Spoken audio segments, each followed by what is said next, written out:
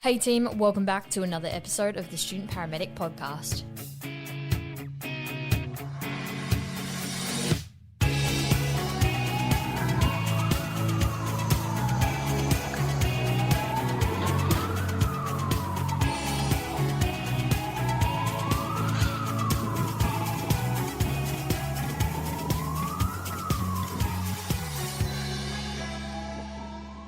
Hey team, welcome back to another episode of the Student Paramedic Podcast. Today I'm sitting down with Coco, who is a former Army medic and has been to places like Afghanistan and Iraq. And he has a pretty incredible story that we're going to have a chat about today, as well as his learnings and his insight from being a medic in the Army. So thank you for joining today, Coco. Would you like to introduce yourself a bit more? Sure, Alex. So McQuilty Quirk's my name, but I've been going by Coco for over 20 years now. It's a rugby nickname. I joined the Army in 99 as a medic and actually discharged at the end of 2017 after 18 years service. And I had a ball, and I never had any regrets when I left the Army about what I did as a medic, treating people, dealing with trauma. I love that part of the job. I'm married with 2 kids. I live in Townsville, and a mutual friend of ours, Glenn Aza, introduced us to have a chat on here, Alex. I'm pretty chuffed actually, because this is the first sort of paramedic or medical line one that I've done. The podcasts I have done are about, my story and resilience and leadership. So I'm pretty pumped to be able to have a chat to you about something that we're both really passionate in.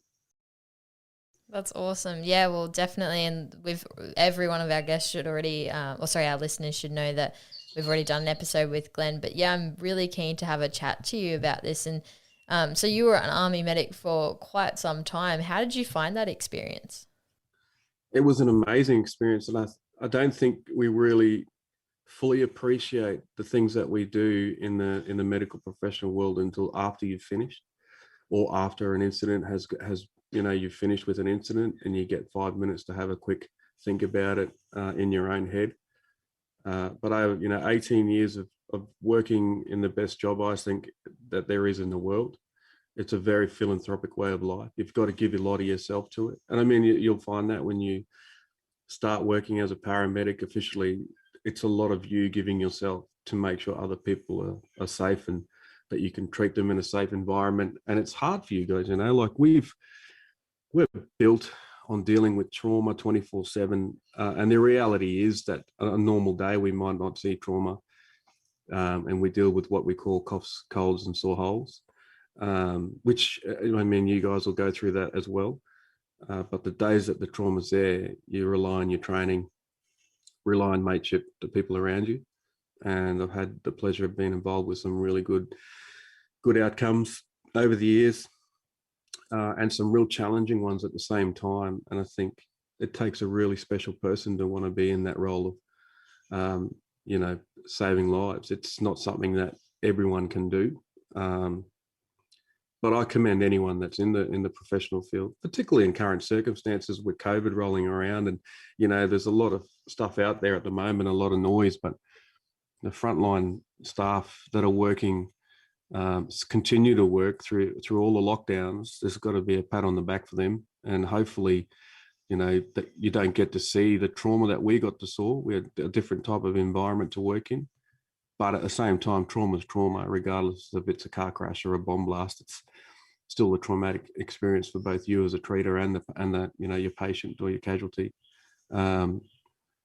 Yeah, and I loved every bit of it. I wish I could still do it. And that's the sad thing, is that I had to sort of walk away from a career that I really loved. And there's no regrets about doing that. It was just had to be like that. And I just, hope that anyone that's studying and aspiring to be a paramedic just gets that understanding of how much you have to give of yourself in a job that can be really tiring. But yeah, it's I'd say it's probably one of the special chapters in my life that I really appreciate, having the opportunity to get up and actually learn how to save lives, and then have the opportunity to save lives overseas on deployments, and then even in Australia here, working with our Australian troops and and even with the public, there's a little stuff we used to do with paramedics and fireys that we don't do anymore. I think we should get back into. That's really powerful. I mean, before we jump into your story, like what would be, I guess, that the greatest learning you've had from being a medic for quite some time during then, and as you just said, like it was such a special chapter of your life. What is your biggest takeaway from that? I think, well, the biggest takeaway I think as an individual was that you've got to find time somewhere in that. I mean, you guys are going to do 12-hour shifts, probably minimum. With the current status, everyone's, probably doing more than that. And if you look at your daily cycle, if your shift starts at 7, then you're up at 5:30 to get prepped and make sure that you're at work early so you can do an early handover with the shift. And if they're running late, then you're prepping, and when you finish, you might be waiting for that the handover and that. But so your day grows longer. You might be doing a 14-hour day, which doesn't leave much time left in that. The time that you're home with family, especially. But the biggest takeaway is you've got to find time. I used to do it before I go to bed, even if it's 2 minutes of mindfulness. And just go through and write down what happened that day. You don't have to put names or anything down, but just write down incident times, like how you felt, and then get it out of your head. The wonderful thing about trauma is if you leave it in your head and don't talk about it, or write it down in a notebook, it'll stay in there and it'll come up at the most inopportune times. So you've got to treat it with respect, but at the same time, you've got to treat your body with respect too.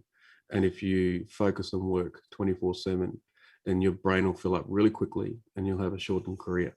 And the beauty about being in the paramedical world is you can have a really long career and a good, long, successful career. And you can save heaps of lives and you can give so much of yourself. And if you don't do the right things by yourself, you'll have a really short career. So take that 5 minutes before you go to bed, do some mindfulness, write down stuff that happened that day that's sticking in your head, good and bad. And then, save that stuff, because there's an opportunity then to write a memoir. There's not many paramedical books out there,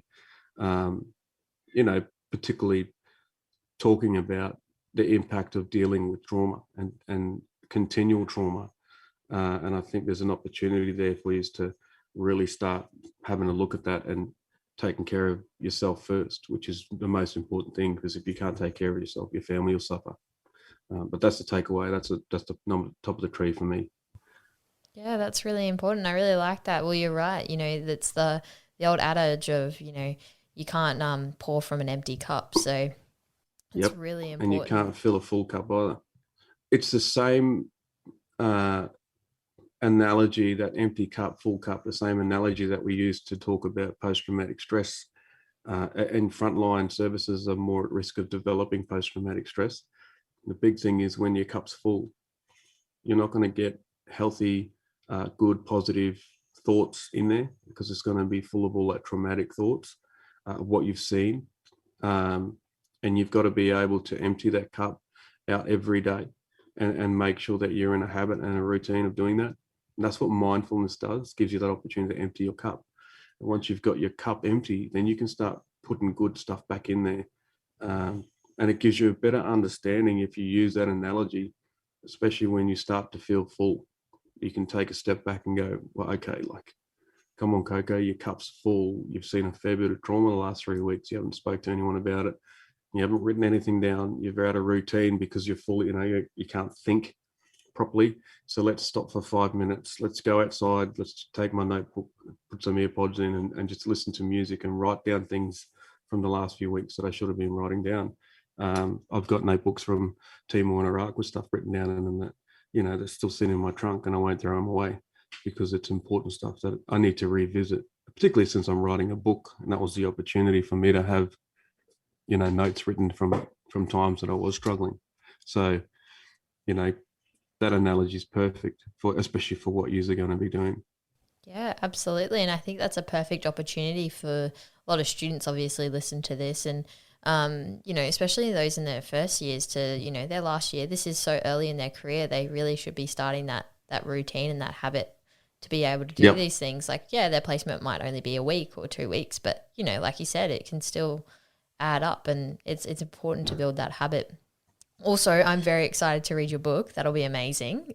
Yeah, thank you. It's tough reading writing a book, and I got shocking memory, so it's I like catching up with people from those trips that we've done, and they fill me in. So I've got scattered dates and stuff that I'm pretty sure certain things happened on, and they help me fill it in. But the book's coming along, and hopefully, I wanted to try and launch it this year. It's 10-year anniversary this year, but I'll probably push it to next year and just take my time because I want it to be my words and have a bit of feeling behind the story. So we'll see how we go. I'll send you a copy. Yeah, can't wait. We'll definitely send it out to all our listeners too, just to get involved. But so I guess now, like, we kind of danced around it a bit, but what was your experience in this story that we keep, referring to? Like, what happened?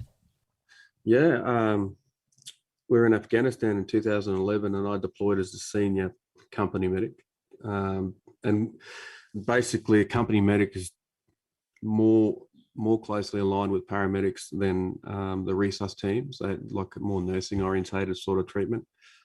And I was in charge of all the company medics out at each location. And on the 13th of August, we responded to a IED blast. And it wasn't very far from the base. It's probably about 1,200 meters from our patrol base. And I was actually on the phone with my wife, and I had just received my new laptop the day before, and I was setting it up, and I was on the phone to her saying, I'll Skype the kids this afternoon, so I'll give you a quick bell before I Skype. And she's like, yep, no worries. Massive explosion. And, she's like, what's that? I said, I've got to go, Barbara. I've got a job. I just had a feeling that I had to do my job, and I just hung up and geared up and went around to our command post and saw my boss and said, I'm out, I'm going. And he was trying to tell me to hold up, and I was like, I got to go, because one of my medics was in that vehicle. And they had a 25 kilo or 30 kilo device detonated under the front wheel of this car and blew the engine out of the vehicle, a Bushmaster, and knocked out the driver, the crew commander of the vehicle, the rear gunner who's up for security, and the 4 engineers in the back were knocked out too. So when we responded, they all came back to me as a medic, and I did my assessment and made the call to move them back to patrol base. We had 1,000 meters to travel, so 1K to travel down the road. So when we turned around, we were first in the order of march, lead vehicle, and we traveled about 200 meters down the road, and a large 50 kilo device with a couple of anti-tank mines on top of it was command detonated, which means that the guy was sitting in the cornfield, pulled the kite string, touched the 2 wires, complete the circuit, bang. Was detonated under our vehicle, and I was standing in the rear hatch at the time and got thrown 30 meters up the road, landed on my face, which is why I've got a face for radio. And the car got thrown 10 meters.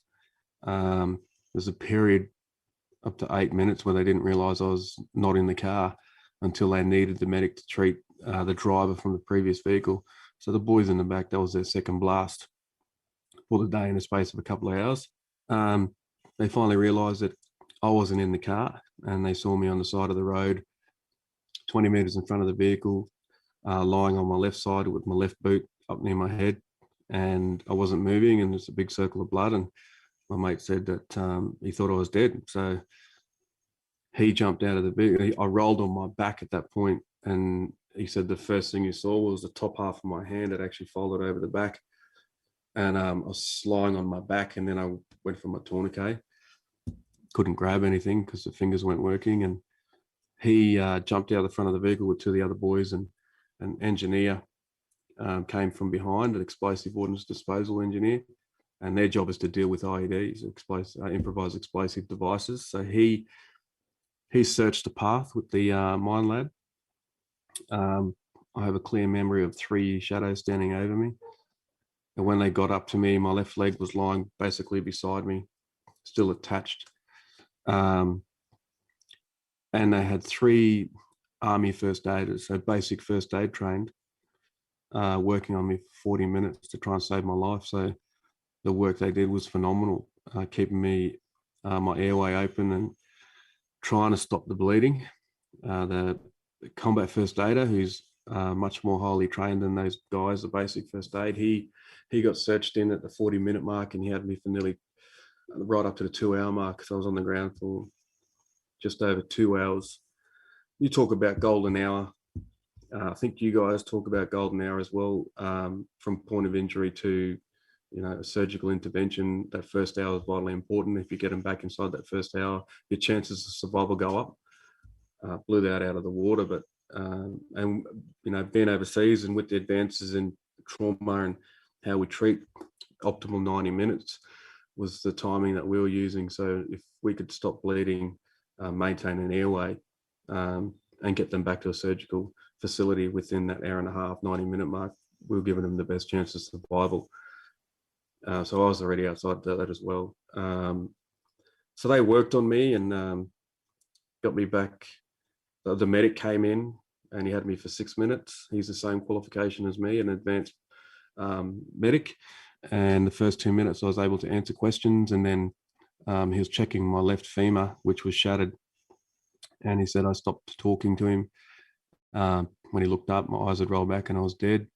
So he worked on me for 4 minutes. I was dead. They loaded me on a chopper. I was dead for 4 minutes. Spontaneously woke up in the chopper on the way back to Tarankout. They put me on the table for 5 hours, a resuscitation table for 5.5 hours, and just worked on saving my limbs and and saving my life. Then I was in surgery for about 12 hours and I passed away in surgery again. They brought me back. We got a plane flight to Kandahar, to a level 3 facility, a bit like the Townsville Hospital. Got a full body scan, and they found I'd shattered 2 vertebrae in my back, broke my right leg as well, my right ankle, my left foot, my left femur was shattered, and that was open. Had 3 tourniquets on there trying to stop the bleeding.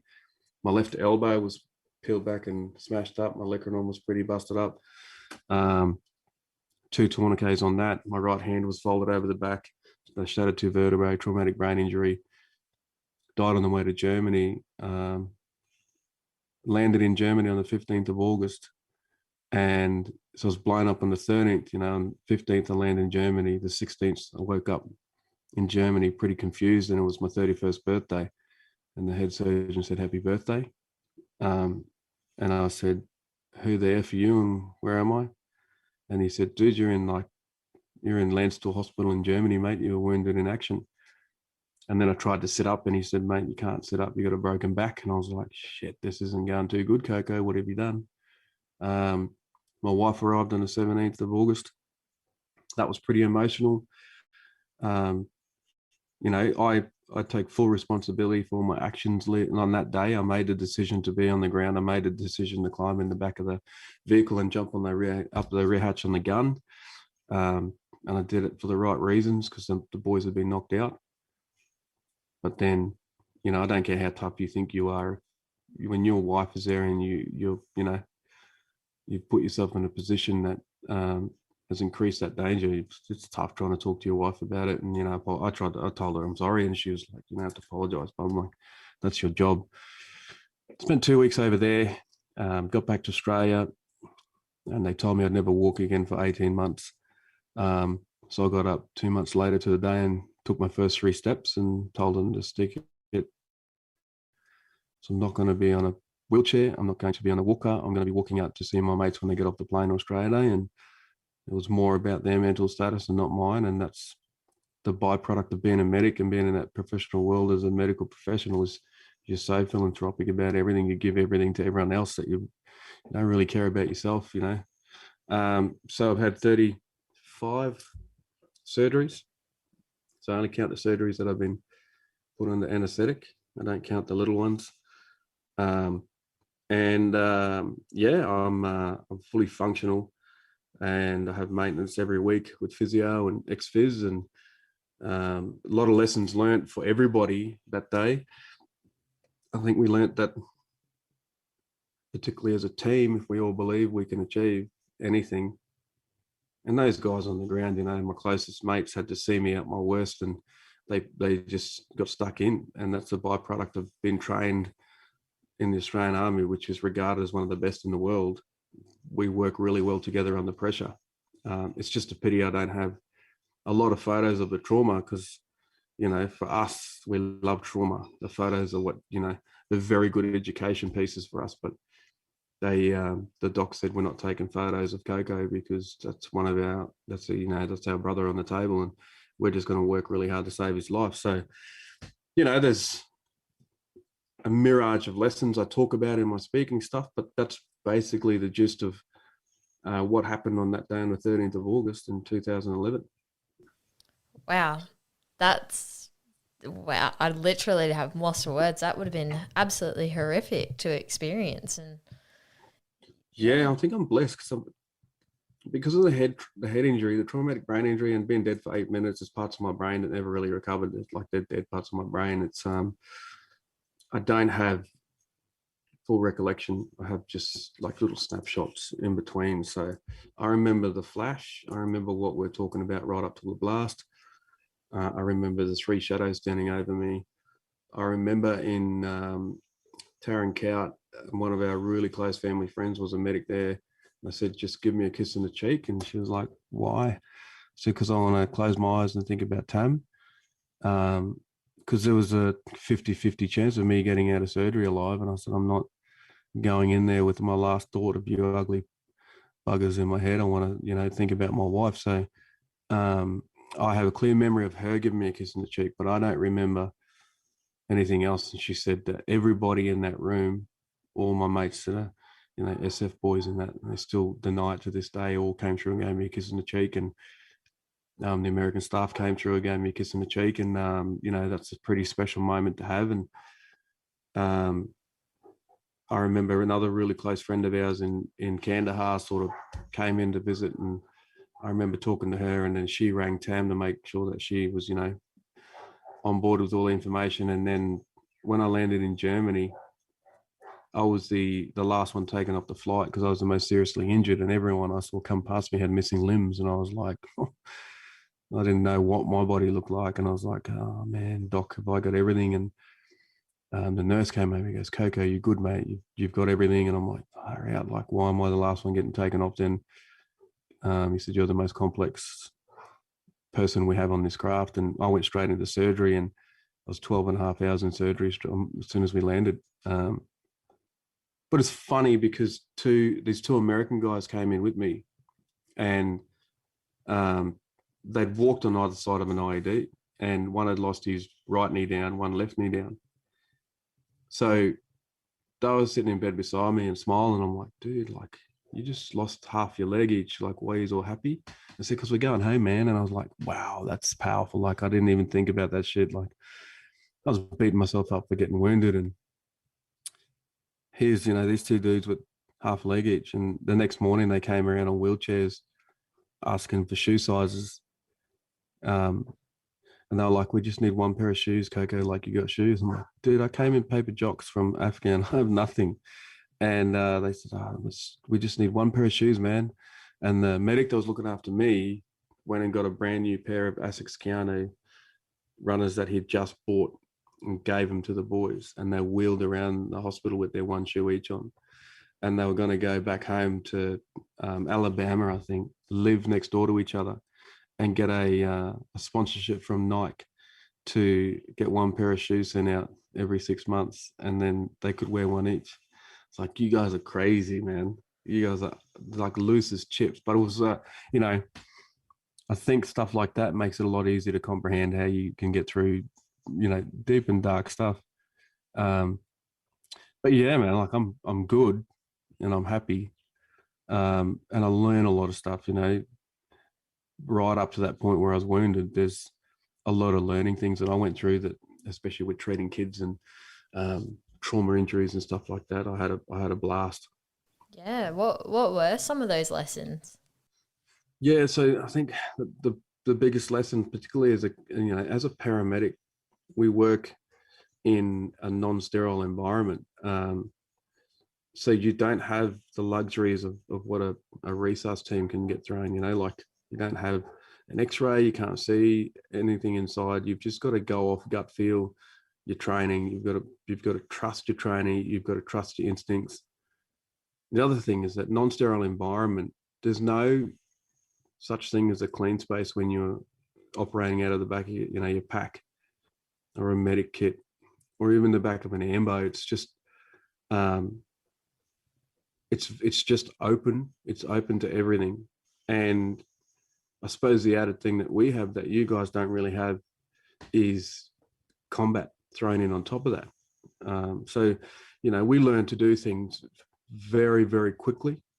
And, they used to teach us you have to do this and then this airway and then breathing, then circulation. That's the old adage, you just airway, breathing, circulation. But, the way that they teach you in the pre-hospital is that you could be doing circulation before you're even looking at their, the rise and fall of their chest. If they're screaming and they've got an open airway if they're screaming. So I think you learn very quickly to prioritize, and you learn very quickly that you've got to do things in an order, but sometimes you've got to do 2 or 3 things at once.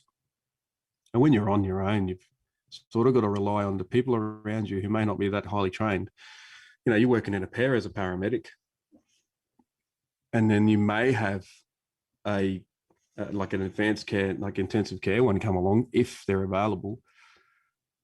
And you may have a second team roll up if it's warranted. But a lot of the time you're working as a pair. So one's driving, you're in the back, you're on your own. And it comes down to your decision-making processes and how well you trust your training. The beauty about being an Australian Army medic is that our training was highly valued. And it is highly valued across all aspects of war. And if you don't trust your training, seriously, you need to stop and have a think about if this is the right role for you. Absolutely. And well, you're right then, you do have to sort of trust your assessment skills, your decision-making processes, and all of that, even if you are, say, in different environments, whether that be rural, war, metro, wherever you are, you might have different resources available to you in different environments, but those sort of things are still quite core to what you do. Yep. And then you've got to add in the understanding of environment, heat, cold, wind, that all that stuff, how it affects different things that you use. If, a lot of the stuff that we do with trauma, we're actually dealing with a lot of blood. Some of the things that we use back home in Australia won't stick because of the blood. So what do? You've got to have ways of working around that. And I think Australians are really good at adapting and utilising things for the stuff that they're not supposed to be used for. So we always had a roll of gaffer tape, it's particularly if we're dealing with penetrating wounds to the chest, pneumothorax injuries. We would always have gaffer tape. So we just dry off as much as we can and stick the gaffer tape, or this stuff called aquagel, which is used to stick explosives to things underwater. And you could fully occlude and then decompress both sides. That was just the way we had to deal with things. Because sometimes you're not going to get the best of both worlds. Iraq, you're operating in 70 degrees heat and nothing's going to stick in that environment. So you adapt and overcome by utilizing things that you normally wouldn't utilize for that role. So. Absolutely. And, in terms of adapting and overcoming, I want to bring it back a little bit to, your experience. How did you, overcome and mentally and physically get through that sort of recovery process?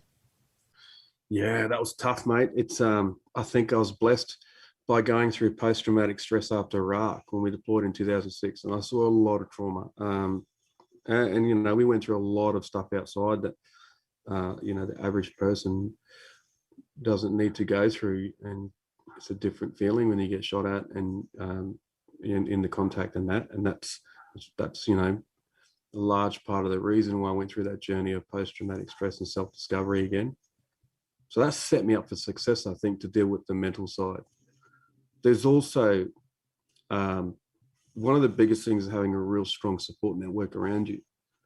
And the hardest thing to develop when you're in a 12-hour a day shift is a strong support network. And then it becomes the people that you work with.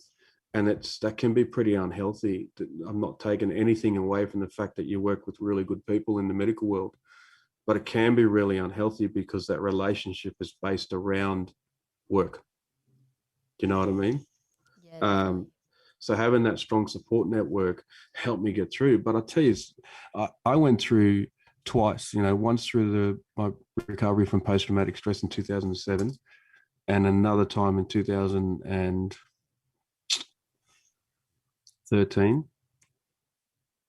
So my dad was getting treated for lung and throat cancer just as I left to go overseas. And I got blown up and came home. And then my wife got diagnosed with breast cancer at the start of 2013. And we lost dad midway through 2013.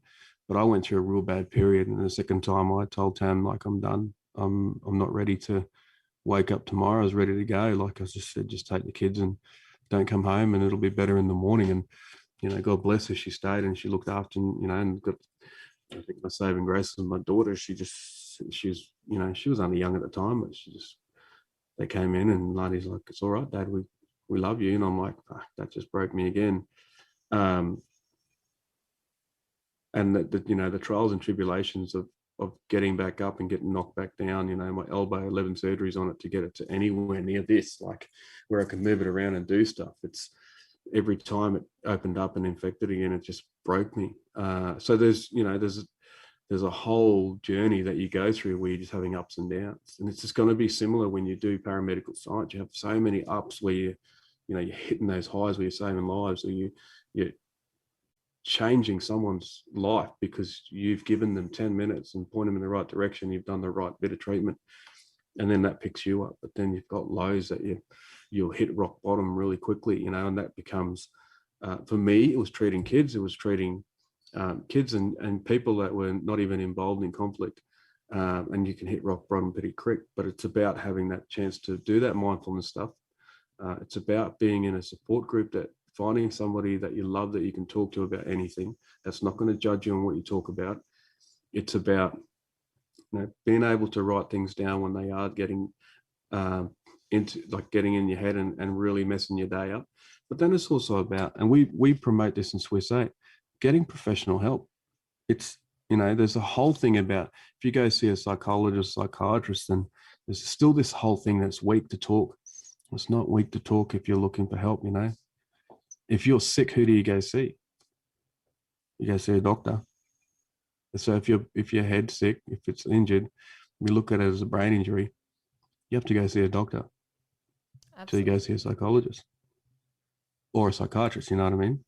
Definitely. Yeah. So, you know, like, it's like, don't get me wrong, I still have bad days.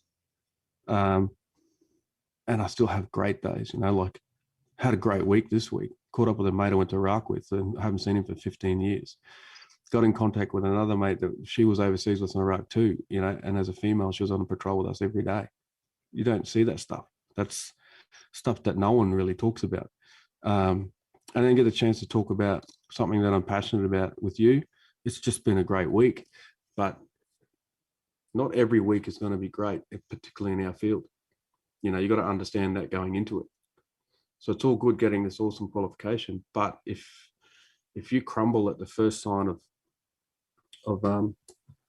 danger, or the first sign of something getting hard, then you need to really reassess what you're doing, you know, and you need to have an open mind coming into this job, because trauma affects everyone in different ways. So me and you could see a car crash and I'm fine with it, but you struggle. That's normal, and it's okay. You just got to find someone you can talk to about it. That might be me, but you also need someone else.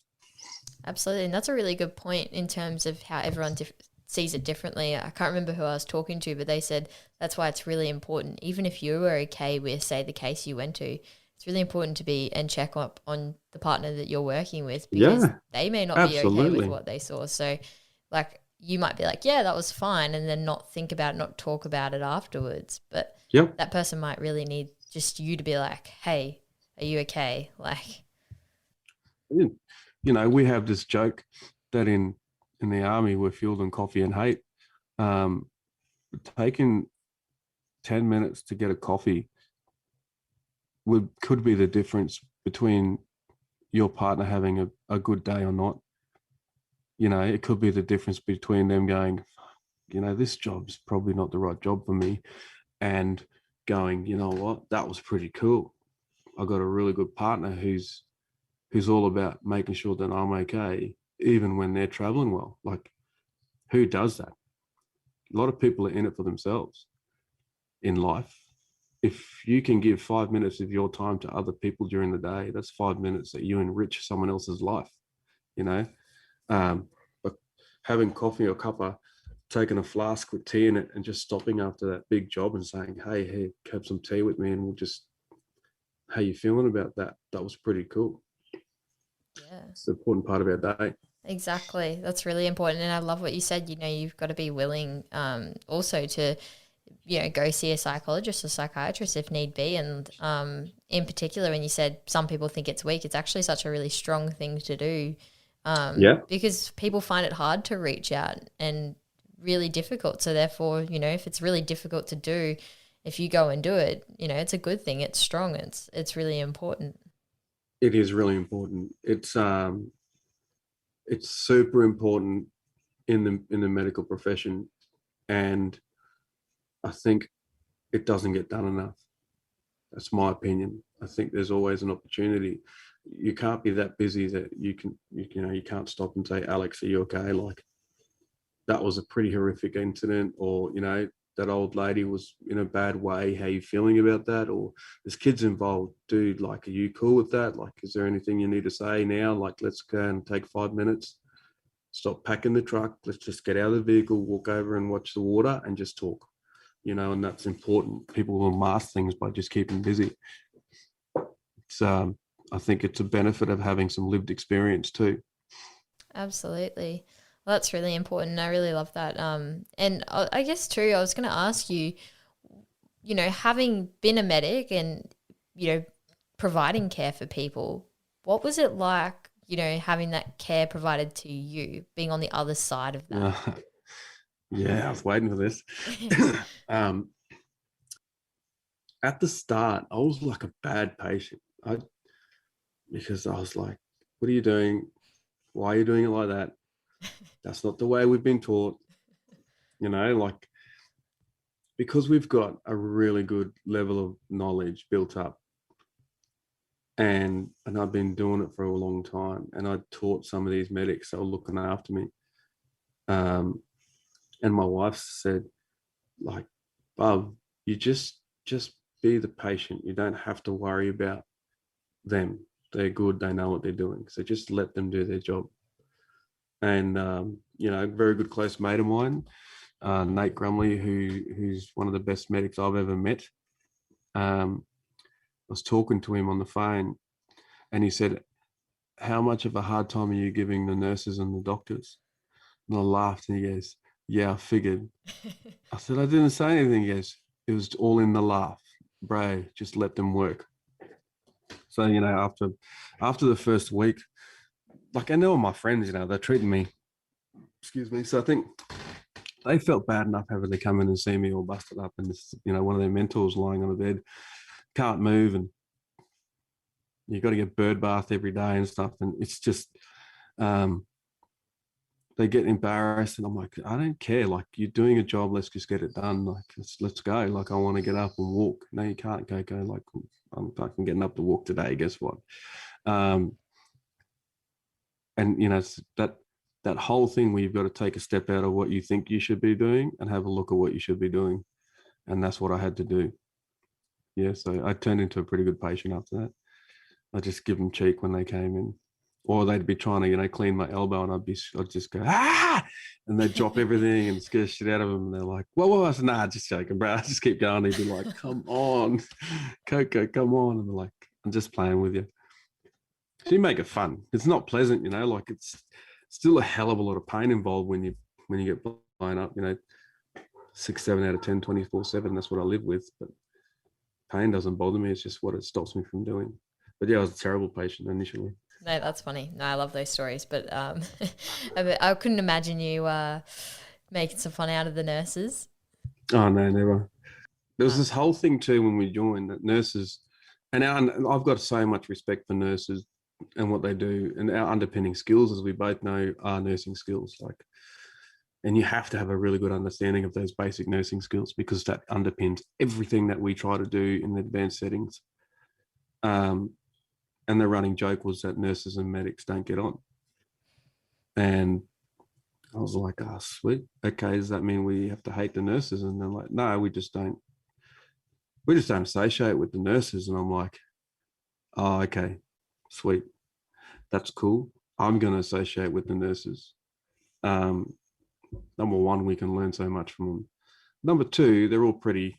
I'm a young man. And number three, they probably know more about how to treat long-term injuries that our pre-hospital trauma will turn into if it's significant enough. So there's a lot of built-up information in their heads that we should be tapping into.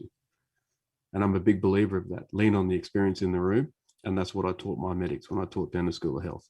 Lean on the experience in the room. You might not like the nurse, but if she's got 20 years of nursing knowledge in her head, you need to go and tap into it and ask questions. Same with you guys. You'll have paramedics there, you look at them and they might be overweight, they're not doing much, and people are really judgy.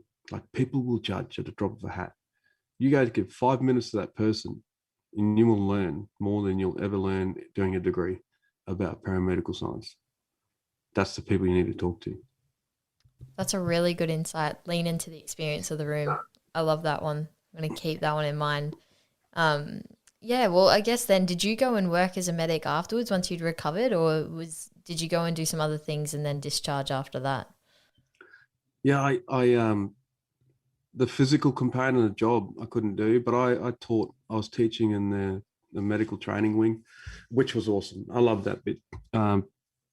Being able to impart knowledge that I'd built up over a number of operations and like deployments, and then bush trips and treating casualties live and saving a few lives. There's a lot of knowledge that you build up, and I had a lot of fun teaching and making sure that our new medics that came through, I could front load them with trauma experience.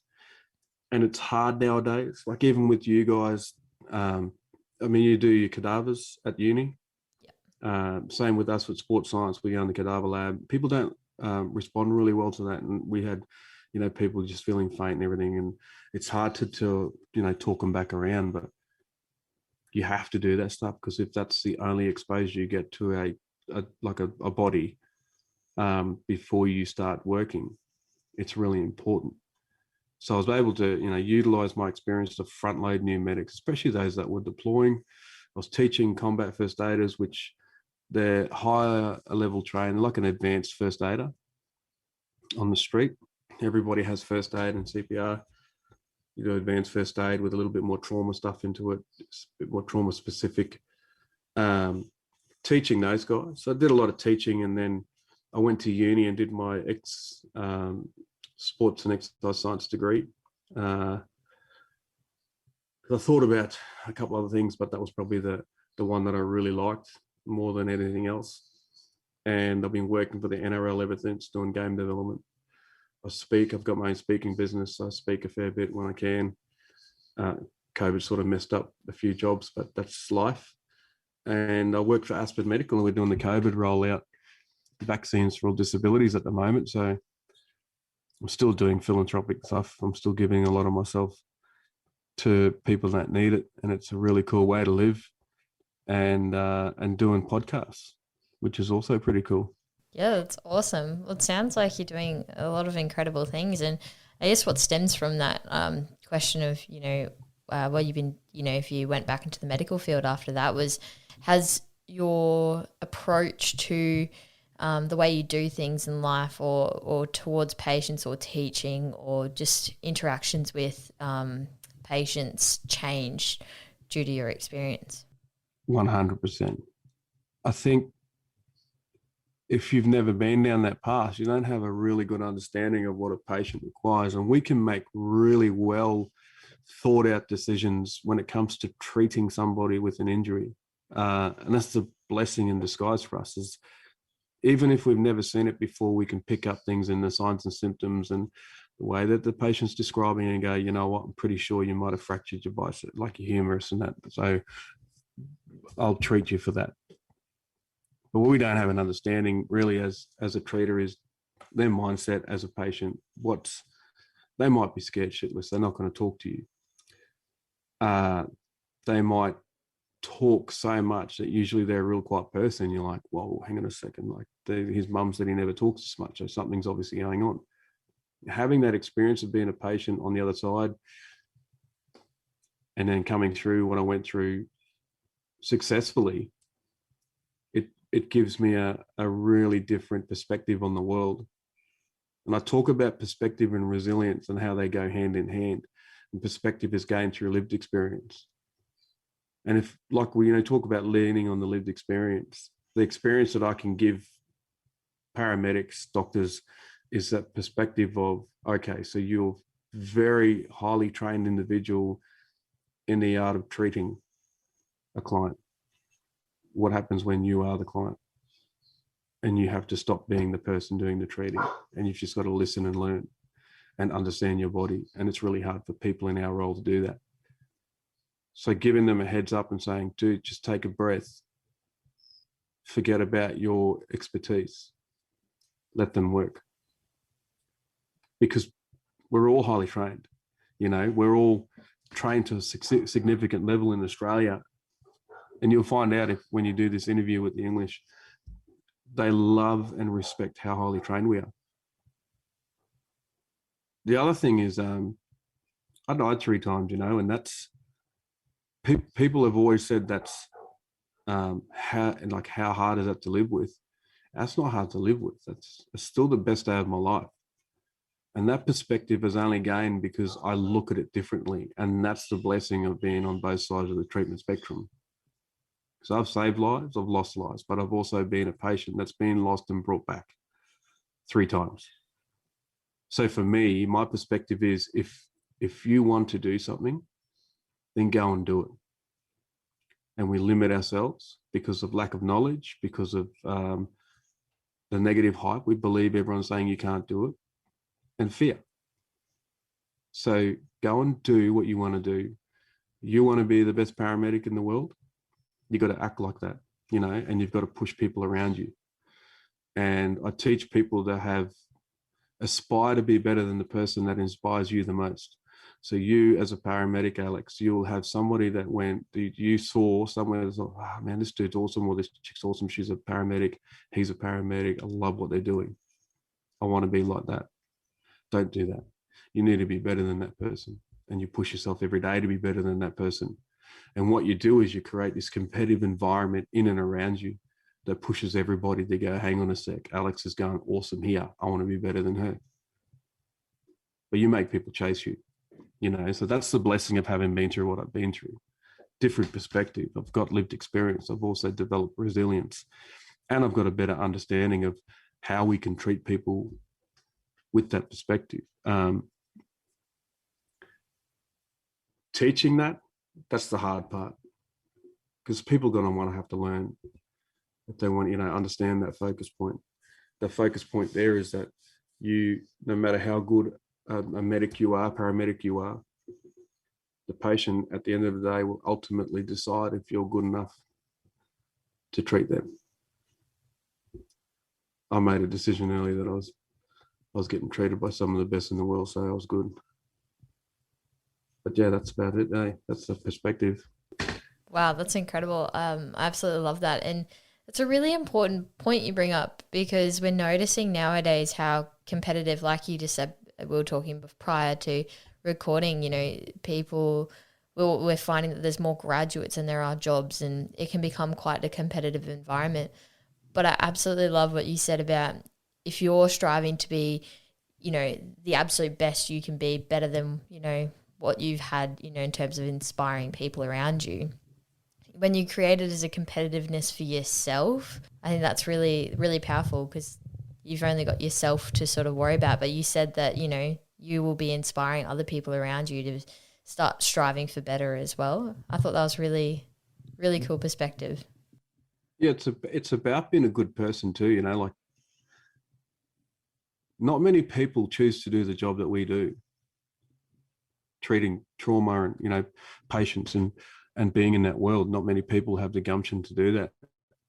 And those that do already have it in their heart that they want to help people. And that, that's what makes people good at what they do. And the other thing is, not many people would be able to deal with the pressure that comes with people looking at you to save a life. even when you know that there's not much you can do. So being competitive with yourself, waking up every morning and saying, you know what, I'm going to be better than Alex today in school. She is kicking ass in all these tests and she is getting the top of the class every day. Well, I'm going to be better than her today. And you adopt that attitude every day you go in, and every day on the job, Alex saved a life yesterday. It was awesome, but I'm going to do better than that. And when you find out that somebody's trying to be better than you, it lights the fire in yourself and you go, you know what? That's cool.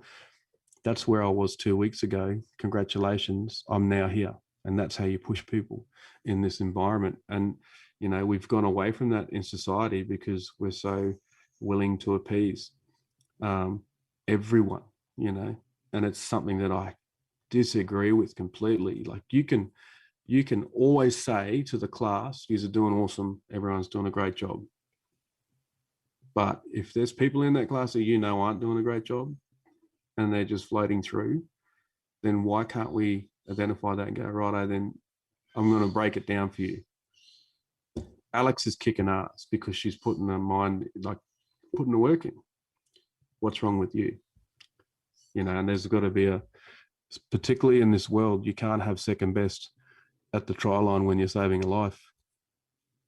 There's we can't get a spare parts. Like you're not going to the mechanics and getting a new carburetor or a new battery for your car. You're saving a life. And that's the way I taught my medics is if you're going to save a life, then you will be at your best every day of the week. It doesn't matter what you're doing. You'll be at your best and you'll be better than the person that inspires you the most. So that when it comes time, you're not second guessing, you're making good decisions and you're at the top of your game. So we don't have the luxury of ringing up the stores department and saying, oh, look, can you send up a new humerus because I've actually cracked it even more and it's not going to heal properly. We just can't do that. Nah, that's awesome. That's a cool perspective and something to really think about. I really like that one. And particularly, you got to be at your best for the people who are at their worst. So that was something that Glenn said in terms of, being involved in terms of personal development and, trying to get your mindset right and things like that. He did say, the importance of it is that you do have to show up and be your absolute best for the patients who are having their worst day and who are at their worst. So I thought that was a really interesting perspective. Yeah, it is. And it means that then you've got to have an understanding of yourself, which brings us right back to that first point we talked about. Look after you first. Take that 5 minutes and do mindfulness every night. We've got stuff on the Swiss 8. You can download the app and we talk about the 4 main things that you need. Number 1 is sleep. The second thing is exercise, nutrition, and mindfulness, and there's a whole heap of things in our Swiss 8. That's all taken from us that have been through. So, all the ambassadors have been through traumatic experiences. We've had that post-traumatic stress. So we deal with that on a daily basis, but we've also dealt with being wounded in action. I've got mates that lost limbs. It's everything that we've used to create a successful push, that personal growth through adversity. That's something that medical professionals have to deal with on a daily basis, whether we like it or not. That's just how it is. So be your best at every opportunity. Even when you wake up in the morning and you don't feel like it, because you're going to have those days where you wake up and you're like, man, I'm going to have a 12-hour shift today. I'm really not in the mood for this. I had a real shit day yesterday. The hardest 3 steps you'll ever take is the first 3 steps away from your bed. If you can walk those 3 steps away, then nothing else should bother you for the rest of your day, regardless of what the world throws at you. Just, get up, walk those 3 steps, go and have a cold shower, get dressed and attack the day. Don't wait for it. I love that in terms of being proactive and not reactive. Yeah. And also just show up, get up and show up. Yeah, that's right. Get dressed even if you don't want to. Yeah, absolutely. Still get dressed for the day. And so just to finalize, because I've been loving our chat, but to finalize, we go through the same 3 questions we ask everyone. And the first one is that what piece of advice or what is one piece of advice that you'd give to a student? Right now? Yeah. Yeah. Alex, mindfulness to finish your day off before you go to bed. it doesn't have to be the kumbaya sit around a fire thing. Mindfulness is anything that takes your focus from what happened that day, puts it onto one thing. So if you're reading a book, listening to music, playing cards, podcasts, which is awesome, by the way, because you're actually doing a personal growth thing as well. That stuff. So it's, and you've got to do it by yourself, but don't sit with someone else and try and do it, because you just get distracted. And then write down, even for you, like going through your studies, you're going to have time through the day where like, man, I should have known that. Just write it down, because otherwise it'll stick in your head. So do the mindfulness stuff. Awesome. I love that one. From a medical perspective, what's been the biggest mistake that you've made that's resulted in your greatest learning? Biggest mistake I ever made. Shit, I've made a few. The biggest mistake I ever made was I mixed up. We had two lads at the same unit, and they were twins, and I mixed them up and gave one. He had done an STD check, and it had come back negative, but I saw the STD check and what he was getting tested for, and I gave it to his brother instead of him, which is a medic. It's like, dude, you can't do that. And I had to call them both in and do a proper apology to them. And it was a mistake, but it was a decision where I sort of just briefly looked at the surname, because we work off surnames. I saw the surname and didn't click that there's two of them.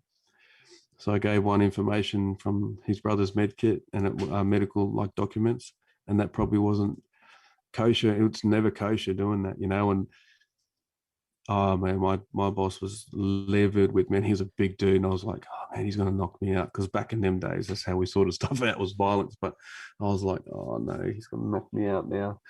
And he just goes, no, I'm not going to knock you out, but you're on duty for the next 3 days. I was like, 3 days stuck at work, watching vehicles, doing nothing. But that's one of the biggest mistakes I've made. And even to this day, even that was early on in my career too, I never made that mistake again, because that's a breach of confidentiality and medical confidentiality and stuff. And it's just something that's a massive no-no. So don't do that. Always check the first name and the date of birth. Absolutely. Well, in your case, the date of birth would have been the same. It would have only exactly been the first name. It was, and they looked the same too. And I'm like, oh no. And he's probably going to listen to this and go, that was me. That's right. He doesn't have to tell anyone. Yeah, and it's. I think it's also takes it away from, because we're so used to dealing with trauma, and trauma's our frontline job here. But that was the one mistake that still sticks with me to this day, is that I did that, and because we get drilled into us about medical incompetence. So yeah. That's a good lesson. I really like that one. And the last question is, what did you used to believe to be true that you no longer believe to be true? Yeah, so we used to have these things we used to treat with a 3-sided seal for penetrating chest wounds, pneumothoraxes, open pneumothoraxes, and they were like, these are the duck's nuts, they'll work every time. We would tape 3 sides, and we used to, it was drilled into us that it works, and we believed it for years. And then I started doing a bit more stuff with the boys from Special Forces, and they were like, dude, that does nothing to stop air going in from blood pooling up. It does absolutely nothing for your open pneumothorax. Like, you need to, and that, they talked about the duct valve ones, the Heimlich valves, where they, fully seals, and they've got the valve so the air can escape but nothing goes back in. Those are pretty useless. We thought they worked for a long time. And now we talk about how we fully occlude. So we either use gaffer tape, works as a treat. People say it doesn't work. It works awesome. If you have a roll of gaffer tape in your car, you can't get anything to stick to the skin, just wrap it up with that.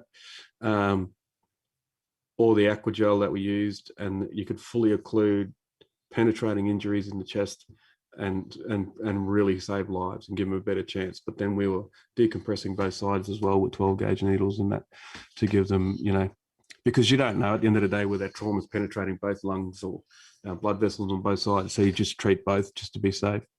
But yeah, those 3-sided seals, when we first joined the Army, they were the go apparently.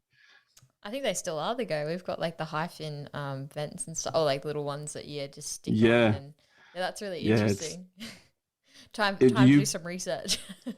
Yeah, and your way you can test it on your dummies too is you put like aquagel and the fake blood, mix it up, put it on the skin, and then try and stick stuff down to it. You won't get it down. Well, absolutely have loved chatting to you today, and I can't thank you enough for sharing your story and sharing your insights. It's been absolutely incredible.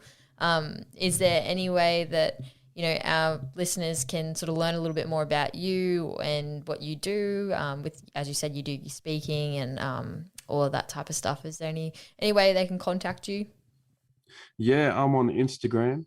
I'm on Facebook too under Coco Quirk, and I've got a McQuilty Quirk NSC speaking page. Let me just check because I never remember the names. McQuilty Quirk NSC Motivationals on Facebook. Insta's probably the best. And I'm on McQuilty Quirk NSC Speaking, so it's all one word. Just search me up on Insta, send me a message. I'm happy to respond to anything, questions, queries. Just hit me up. You're going to get a shout out on our Swiss 8 podcast too. They're doing a show this afternoon, so we're going to give your paramedic student podcast our massive shout out, and thank you very much for letting me come on and share my journey. But yeah, look, hit me up on Insta and tell them I'm happy to get hit up about questions and stuff, and when the book's ready, I'll make sure I send you a copy so that say thanks for letting me get on your podcast and chat. No worries. I cannot wait to read that, and I appreciate the shout out. I can't wait. That'll be awesome. But yeah, thank you so much. I'll sign it off for our listeners there. Thanks for listening to this episode of the Student Paramedic Podcast. You can connect with us on Instagram, Facebook, Twitter, or you can email us at studentparamedicpodcast@gmail.com.